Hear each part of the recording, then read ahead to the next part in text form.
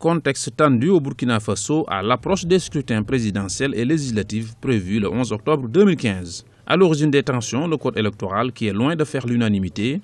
Afin d'assurer le bon déroulement de ces élections censées mettre fin à la période de transition politique, la CEDEAO entend jouer pleinement son rôle en nommant un facilitateur des scrutins au Burkina Faso.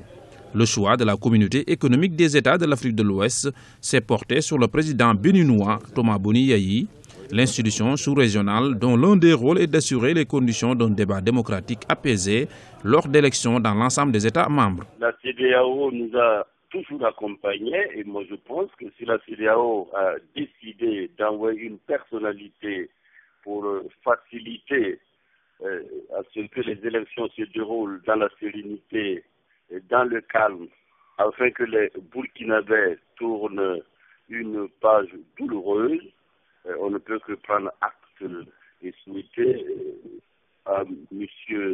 Yayi Boni bon vent dans sa mission. En tout cas, il sera la bienvenue au Burkina Faso, au pays des hommes intègres. La décision du chef de l'État sénégalais et président en exercice de la CEDEAO, Macky Sall, d'attribuer cette mission au président Boni Yayi semble faire l'unanimité.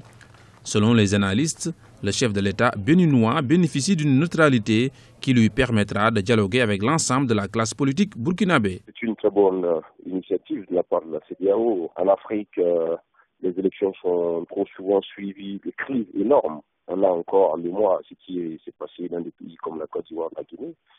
Et il me semble que les élections à venir sont d'autant plus ouvertes et que c'est important effectivement qu'une personnalité assez neutre, capable de discuter avec tous les acteurs de la classe politique burkinabé, puisse essayer d'anticiper sur d'éventuelles crises. Le Conseil constitutionnel du Burkina Faso a déjà publié la liste provisoire des candidats retenus pour la présidentielle. Ils sont pour le moment au nombre de 16 candidats. Rappelons que la campagne électorale pour ce double scrutin démarre le 19 septembre 2015.